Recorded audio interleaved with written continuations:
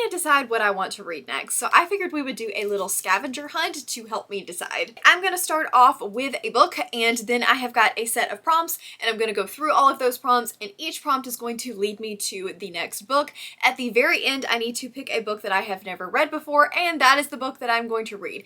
Pretty simple, pretty self-explanatory, but I just could not decide what I wanted to pick up, and I needed a little extra help, and I thought this would be a really fun way to do it. But our first prompt is my last 5-star read, and this one I actually have a 5-star read for. I know, who am I? But my last 5-star read was actually pretty recently, and that was Heat of the Everflame by Penn Cole. I love this book, and I cannot believe that I got a 5-star read out of a series where the first book was a 3-star read. Okay, our next prompt is a book where the author's first name starts with the same letter as the previous author's last name. So the previous author was Penn Cole, so I need to find a book where the author's name starts with a C. This one is very easy. I know this one just like right off. We're gonna go with Serpent in the Wings of Night by Carissa Broadbent. Prompt number 3 is a book with a similar cover. So this is giving me gray and snake. So maybe something that is mostly gray and has an animal on the cover. So I think I'm actually going to go with Ninth House because it gives me like, it's very still monochromatic. We have a snake on the cover. There is a snake on the cover of Serpent. So they're not exactly the same, but they just feel similar-esque to me. Monochrome, snake. We're going to go with it. Okay, so the next prompt is to flip to page 50, pick a word, and then find a book that has that word in the title. So let's flip to page 50. Death. I feel like I can do that. I can find a book with death in it, right? I can find a book with death in the title. Okay, so I was not able to find a book with death in the title. That was significantly harder than I thought it was. If I had still owned The Death of Mrs. Westaway, we would have been completely fine. But apparently I don't own that book, and I am looking and looking and looking, and I see plenty of dead, but not any death. So we're gonna go close and go with Deaths, the 7.5 Deaths of Evelyn Hardcastle. So close enough. So our next prompt is to find a book that is within 20 pages of this book. So this one is 430 pages. So I need to find something that is within 20 pages of 430 pages. Okay, it took me a minute, but I finally found one with 414 pages, The Fall of Ruin and Wrath. Character uses the same first letter of the previous character's name. The name of this character is Callista, so I need to find a character that's name starts with a C. Okay, so the main character in How Does It Feel's first name is Callie Peterson, so this one worked out well. I just happened to pick this up because I don't remember character names. Why did I think this was a good idea? Next up, we have a book that has the same amount of letters in the title. So let's count. 1, 2, 3, 4, 5, 6, 7, 8, 9, 10, 11, 12, 13. Okay, let me go get to counting. 1, 2, 3, 4, 5, 6, 7, 8, 9, 10, 11, 12. That was way too easy. Okay. Queen of Shadows by Sarah J. Maas. This has 13 letters. That was easy. Okay, what's next? Book has the opposite cover color. Okay, so not the next in the rainbow, but the opposite cover color. So I did have to pull up a color wheel because I don't know color wheels off the top of my head, and it looks like the opposite of red is more of a green. So we're gonna look for a green cover, and this needs to be a book that I have not read because it will be the book that I am reading next. Ooh, I think I found it. I think I'm gonna go with Bonesmith by Nikki Paul Pareto. I've heard so many good things about this book. It is a young adult fantasy that has been getting so much good buzz lately, and I've been meaning to read this for a while. I was going to buddy read it with Lexi, Monica, and Cassidy, but we were supposed to do that in like March, and it's nearly June. So I don't know that that is going to happen anytime soon. I may text them and just double check and make sure that they aren't planning to read it anytime soon. But as long as they are not planning to read it, this feels like a green enough cover to me to count. So I think I'm going to be going with this one. Okay, so this is an interesting first update for you guys because I have gotten about 70-80 pages into the Bonesmith, and we did decide to go ahead and do a buddy read of this. It was a giant buddy read with me, Cassidy, Rachel, Monica, Bree, and then Lexi I think was going to join and then decided that she was not really interested in the book. But as people have gotten a little bit further in, a lot of them are not really loving this, and I trust their opinion. And I'm about 70 pages into it, and I'm just finding it okay. This is about Ren, and she is part of the Valkyrie, or trying to become a Valkyrie, and they are usually paired up with one of the, what are they called, like reapers, that are essentially able to help control ghosts, but ghosts can become really violent, so it's their job to help protect the reapers and keep the world safe from ghosts. And she is trying to complete the trial to become a Valkyrie when somebody sabotages her, and she gets sent away to one of the like outlying islands to help protect the border wall, but really all that does is send her away like a bad child. And right now it just gives me very much Not Like Other Girls vibes. The characters just don't really feel very fleshed out to me. It's very young adult, but not in the young adult way where things are exciting and a fast-moving plot and you have really like fun characters. It just feels young adult in the way that everything is being told to me, and we've got tons of just massive info dumps where people are telling things, and I just don't feel like I'm being shown anything. So I'm a little bit bored because I'm not finding out anything for myself. I'm just being told things over and over and over again. There's not any character development, and I'm told that that's pretty much the way that the book is for the majority of it. Like, even though they're almost done, that doesn't really get any better. And so I think that I am going to trust their opinions, and I am going to bow out of this book. So, whoops, that was very quick. I might eventually pick it up again later, but right now I am really on the struggle bus of reading. I am having a very hard time getting through books. I pick them up, and if I'm not immediately hooked, it's very easy for me to put it back down again. So I need something that is going to keep my attention, and I've been told that this is not the book.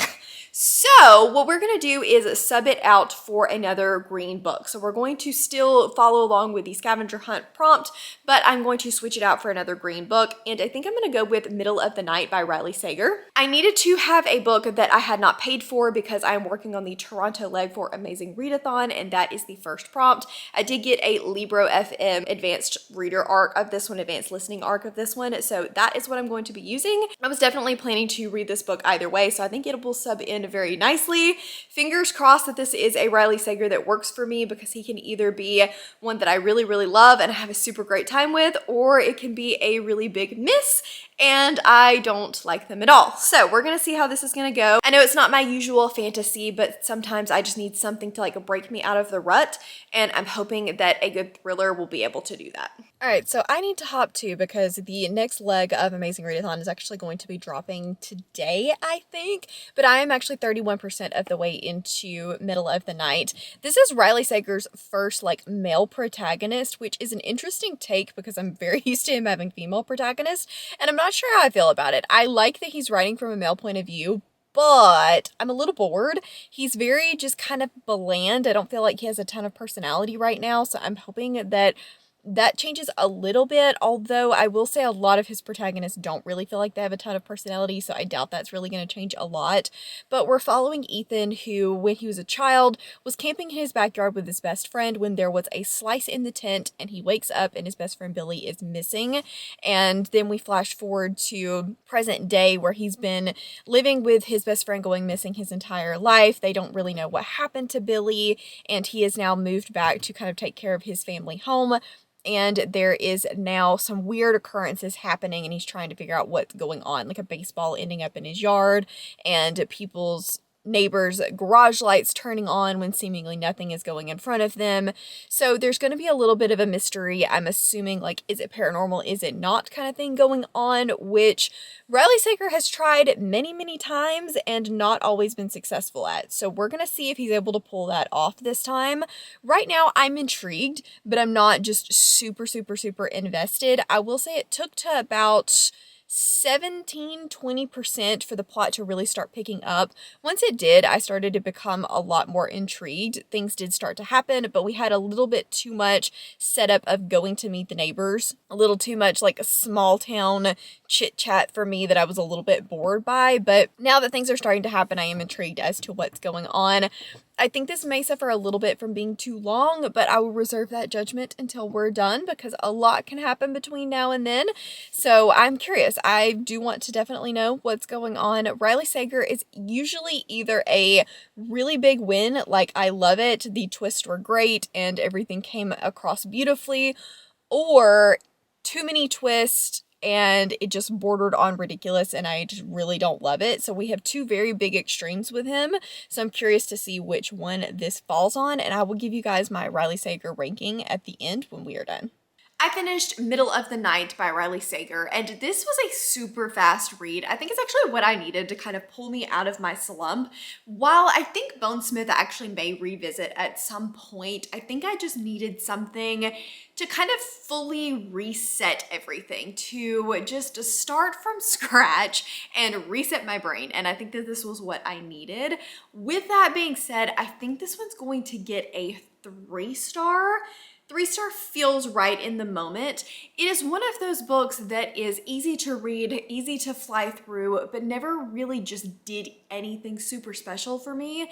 It was interesting enough, but I was never on the edge of my seat. I could have easily put it down and picked it back up again later. It wasn't one of those books that had me like, oh my gosh, I have to continue this right now. What's gonna happen next?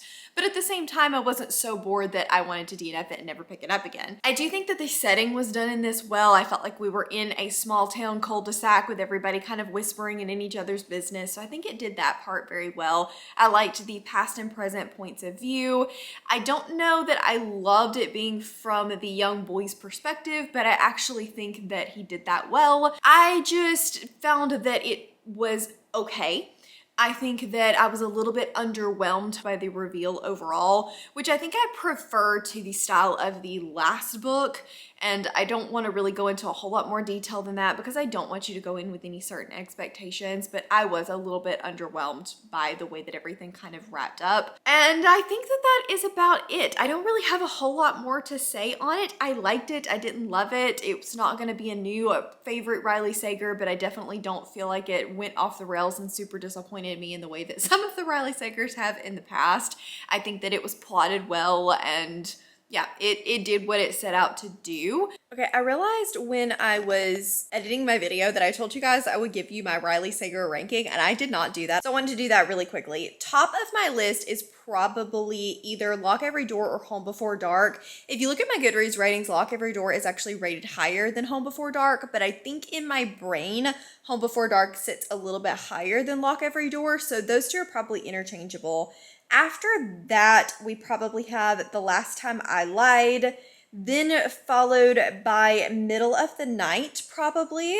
Then I would say Survive the Night, then The Only One Left, then Final Girls, then The House Across the Lake / Pond. I think that that's my rating. I think.